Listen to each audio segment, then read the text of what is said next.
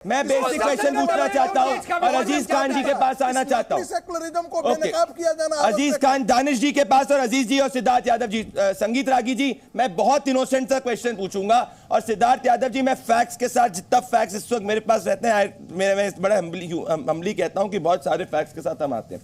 2011 14 अगस्त को क्या हुआ था दानिश कुरैशी जी, बताइए मुझे। दानिश जी, अजीज जी, इसके बाद तुरंत आपके पास क्या हुआ था? देखिए, मैं आपको एक बात बता दूं, 2014 बताइए बस, 14 अगस्त 2011 को क्या हुआ था दानिश भाई?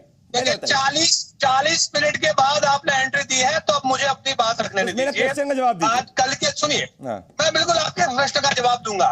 कल के दिन में देश के प्रधानमंत्री जी का जो स्टेटमेंट आया है, वो इस बात का सबूत है कि उन्होंने इस बात को कबूल कर लिया है कि देश में अब विपक्ष की सत्ता आने वाली है।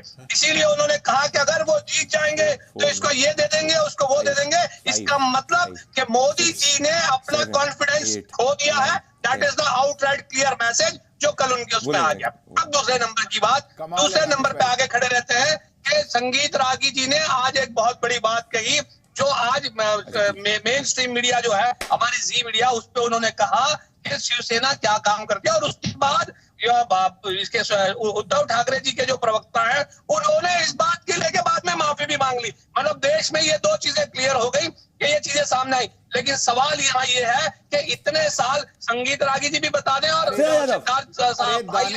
भी बताएं, सुनिए, वो भी बताएं कि इतने साल अपने नेता का याद नहीं आता जब खड़े होकर के कहते हैं वो, क्या ये जब योगी मठ में चला जाएगा तो तुमको कौन बचाएगा?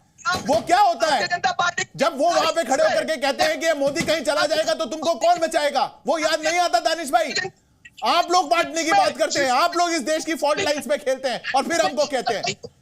इतना दर्द होता है मुझे इतना दर्द होता है। और अजीज खान जी आएंगे, अजीज खान जी और सिद्धार्थ यादव जी और संगीत रागी जी। दानिश जी, आज आपने ओपनिंग आखिरी में सिक्स मारने की कोशिश करी मैच में, पर मैच नहीं जीत पाया, क्योंकि मैं बताऊंगा डेटा क्या है। संगीत रागी जी सुनिए मेरी बात, आज थोड़ा सा मेरी बात सुनिए। अजीज खान जी सुन रहे। अजीज खान जी, अगस्त 14 2011 को जानते क्या हुआ था? नेशनल एडवाइजरी कमेटी, जिसको सोनिया गांधी हेड करती थी, आपको याद होगा सिद्धार्थ यादव जी, एनएसी जिसको कहते थे, उसको माइनॉरिटी अफेयर्स मिनिस्ट्री ने वार्न किया था, इतना मुस्लिम शब्द हर माइनॉरिटी स्कीम में मत लिखो, मत कहो, बाकी भी माइनॉरिटीज हैं। ये रही इस वक्त की रिपोर्ट, ये रही मेरे पास में रिपोर्ट। तो अजीज खान जी, मैं किसी भी धर्म के अगेंस्ट नहीं हूं, मैं चाहता हूं सबके साथ में भारतीय संविधान के हिसाब से उनको उनका हक मिलना चाहिए। उनको गरीब है उसको उसका हक मिलना चाहिए, उसकी सुविधा होनी चाहिए। पर अजीज जी, ये आपको सही नहीं लगता? आपको सही लगता है अगर एक हिंदू के पास ज्यादा पैसा हो, अगर रीडिस्ट्रीब्यूशन सर्वे हो, उसको देके किसी दूसरी माइनॉरिटी को दे दिया जाए जो हिंदू के पसीने का पैसा हो, या मान लीजिए किसी दूसरे का पसीने का पैसा हो, आप इसको सब्सक्राइब करते हैं?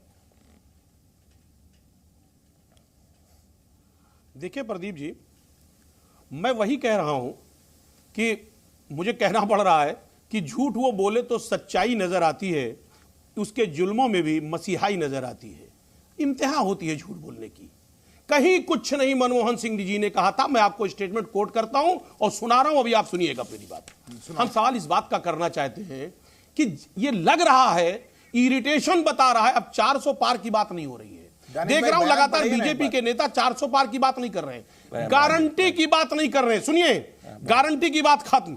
सुनिए सुनिए सुनिए, ये मनमोहन सिंह जी का स्टेटमेंट सुनिए, क्या कहा था। Scheduled caste, scheduled tribe, other backward classes, minorities and women and children, the component plans for scheduled caste and scheduled to be revitalized. आइए उस पार्ट आप सुनिए जरा, एक मिनट, पूरा पार्ट नहीं पढ़ा। आप रोक क्यों दिया? आगे मेरे को सुनाने दीजिए, आगे मुझे। क्या बात है, कमाल है, सुनना नहीं चाह रहे, तकलीफ हो रही है। आप कर रहे हैं, आपने तकलीफ हो रही है जब वो बोलने वाले हैं पर्टिकुलरली द मुस्लिम्स। अरे और सुन लीजिए तो शर्म कैसी? सुनिए, बोल दीजिए, बोला हल्ला ना करिए, लगा दिया।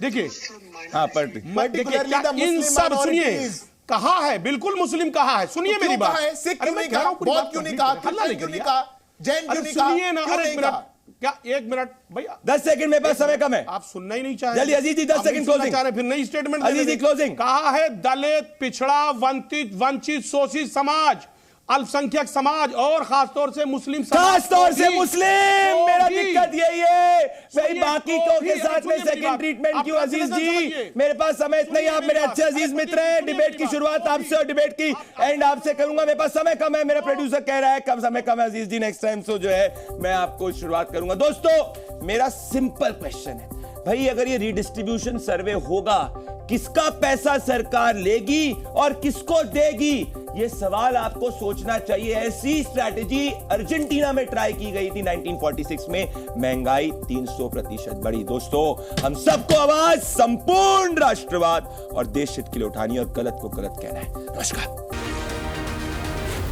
Z News.